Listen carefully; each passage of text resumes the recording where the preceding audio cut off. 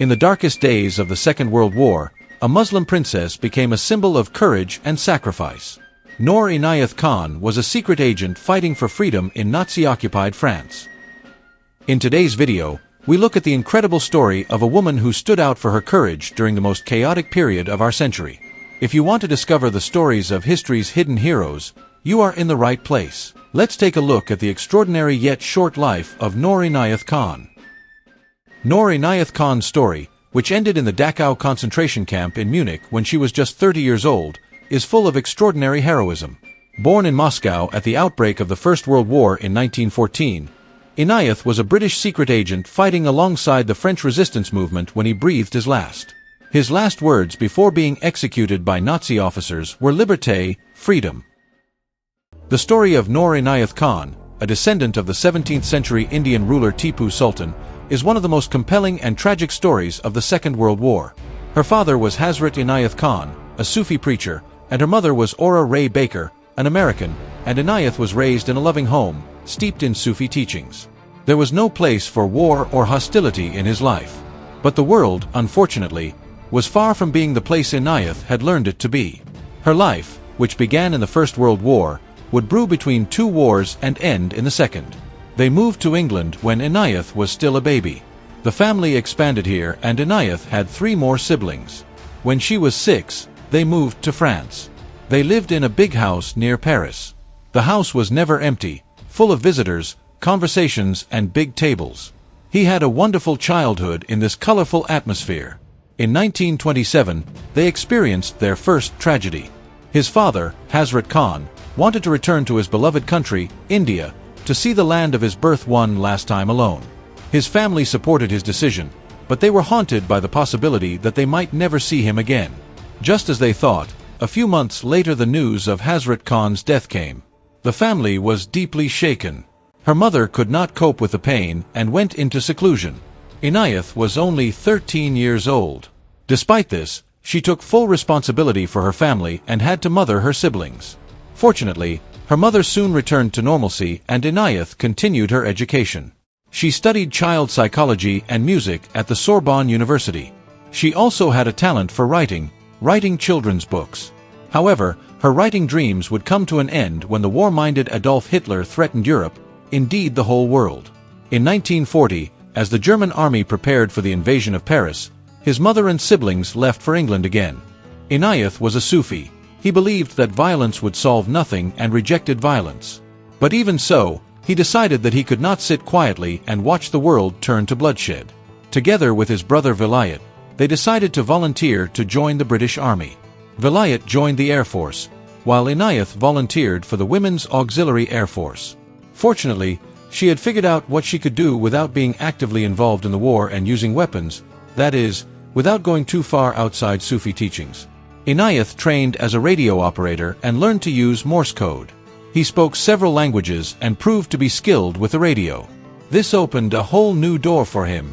He came to the attention of a special operations unit set up by British Prime Minister Winston Churchill himself. The Special Operations Unit was a secret organization set up to help local resistance organizations in Nazi-occupied areas. They were tasked with gathering intelligence and organizing the supply of arms and money to the resistance. Their first target was France. Inayat soon proved to be the perfect man for the job. He had spent his entire childhood in France, knew the region very well and spoke French like a native speaker. He had also learned to be a radio operator very well. After a short training, she was sent to France undercover as a volunteer Red Cross nurse. It was a very dangerous mission, but Inayat did not hesitate for a moment. She now had a code name, Madeline. Inayat went to France alone and started his mission. But before he could make any progress, he suffered his first misfortune. Not even a week into his stay in France, several senior British agents in France were captured by the Gestapo. Then, like a house of cards, one by one, everyone was caught. Inayat's only chance was that he had just arrived and was told to go into hiding immediately and to return to England soon. But Inayat could do nothing yet. He hid but did not obey the order to return. He was now the only remaining radio link between London and Paris. He was doing the work that many radio operators had to do on their own, constantly moving and hiding. His presence was soon discovered and Nazi officers were desperate to reach him.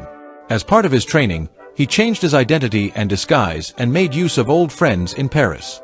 In this way, he organized the supply of weapons for the resistance in Paris, money transfers, and the safe passage of the wounded out of the country. The more useful he became, the more important his capture became. Nazi officers could listen to some of Inayat's radio transmissions but could not locate him. It became a game of cat and mouse. The fact that he had to carry the radio device, which weighed about 20 kilograms, with him and from place to place made his job even more difficult. Once he was even caught by a Nazi officer trying to attach the radio antenna to a tree branch. But she managed to convince the Nazi officer that the antenna was a radio antenna and that she was a harmless young woman who could not stop listening to music. She even got him to help her. So she got a Nazi officer to hang the antenna for her top-secret radio call to Paris. But things didn't always go so smoothly. There would come a time when Inayat would stumble. Yes, she was exposed at some point, but it was not her fault. The address of the house where she was staying had been sold to the Nazis for 100,000 francs, and by the sister of a colleague he had worked with. The Germans soon arrested Inayat and took him to Gestapo headquarters. They didn't yet know how reckless and full of the love of duty he was. They kept security measures lax.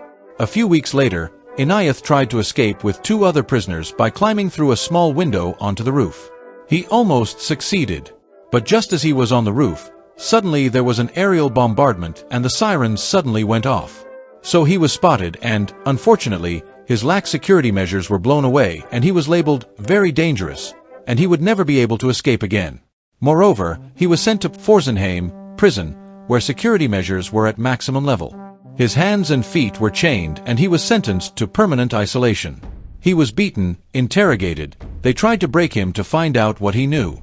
But Inayat did not give the names of anyone he was in contact with.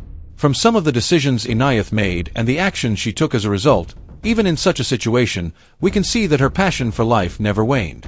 According to her fellow inmates in later years, Inayat was soon able to communicate with other women by scratching her name and her mother's address with her fingernails on the back of the food containers. Although this did not last long, this was how they communicated with each other. On September 11, 1944, the last message she wrote on the food bowl was, "I am leaving." Together with 3 other female prisoners, they were taken to Dachau concentration camp. They were told that they would work there as agricultural laborers. But the Nazis had a different plan. When she was beaten and made to kneel in a void, Inayat's last words before her execution were "Liberté, freedom." Without firing a single bullet, Inayat paved the way for freedom and wrote his name in history as a hero. Today, we share with you the story of Noor Inayat Khan's courage and heroism. Her righteous struggle aside, her belief in the good days to come and her clinging to life is so inspiring, despite the years that have passed and all the wars that have happened and are happening. If you liked the video, you can support us by pressing the like button. We would be happy to hear what you have to say in the comments. And don't forget to subscribe to our channel and turn on the notification bell to continue exploring the dark corners of history. See you in the next video. Goodbye.